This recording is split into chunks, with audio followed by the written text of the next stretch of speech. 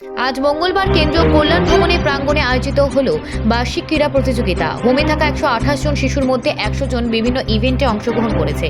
প্রতিযোগিতার মূল লক্ষ্য সফল প্রতিযোগীদের আগামী নবম স্টেট ক্রীড়া প্রতিযোগিতার জন্য প্রস্তুত করা, যা কালিম্পংয়ে অনুষ্ঠিত হবে।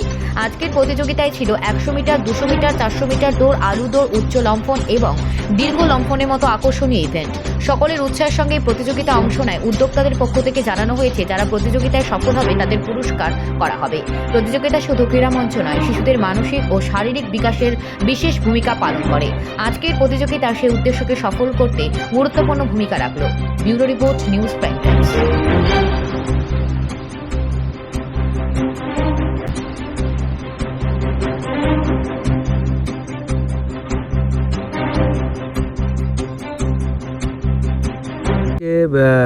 আপনারা দেখতে পাচ্ছেন, এটা আমাদের সেন্ট্রাল স্টেট ওয়েলফেয়ার হোম।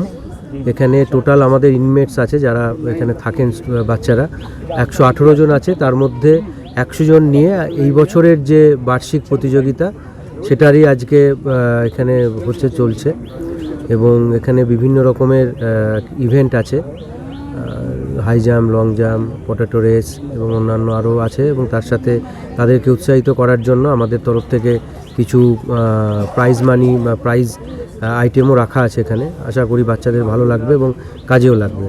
এখানে আমাদের বিভিন্ন স্কুলের যারা এখানে টিচার আছেন, স্পোর্টস টিচার, তারা এসে আমাদের এই পুরো খেলাটিকে যাতে ঠিকমতো করে হয় সেটি দেখার জন্য ওনারা আমাদেরকে সহযোগিতা করছেন।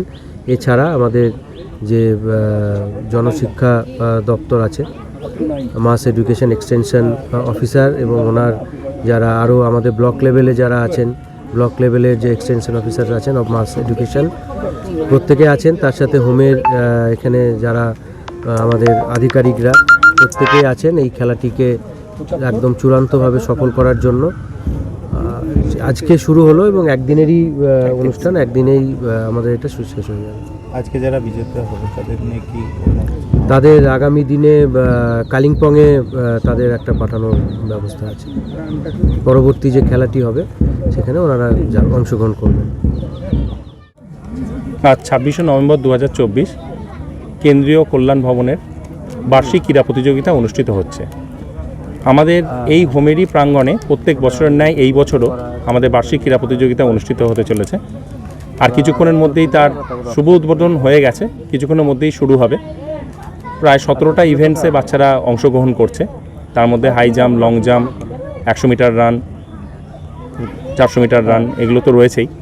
তার সঙ্গে সঙ্গে এই বছর যেটা বাচ্চারা আরও বেশি উৎসাহী, কারণ এইখানে যারা প্রথম স্থানাধিকার অর্জন করবে তারা কালিম্পংয়ে 22 থেকে 24শে ডিসেম্বর নবম স্টেট লেভেল স্পোর্টসে তারা অংশগ্রহণ করবে।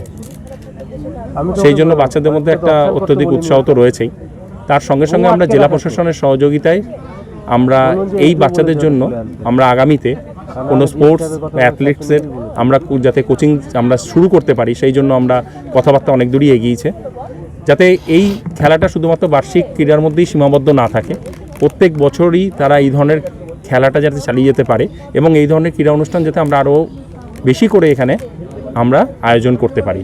আমরা আগামী দিনে জেলা প্রশাসনের কাছে সেই আশাই রাখবো যে এখনও পর্যন্ত আমরা যথেষ্ট সহযোগিতা পেয়েছি এবং বাচ্চাদের সেই উৎসাহ উদ্দীপনার জন্যই তারা কিন্তু আজকে যেটুকুনি হোক তাদের যা ট্যালেন্ট বা তাদের যেটুকুনি যা প্রতিভা, তারা কিন্তু এই হোমের মধ্যে থেকেই কিন্তু সব কিছুর মধ্যে দিয়ে তারা কিন্তু সেটা বিকশিত করার চেষ্টা করে।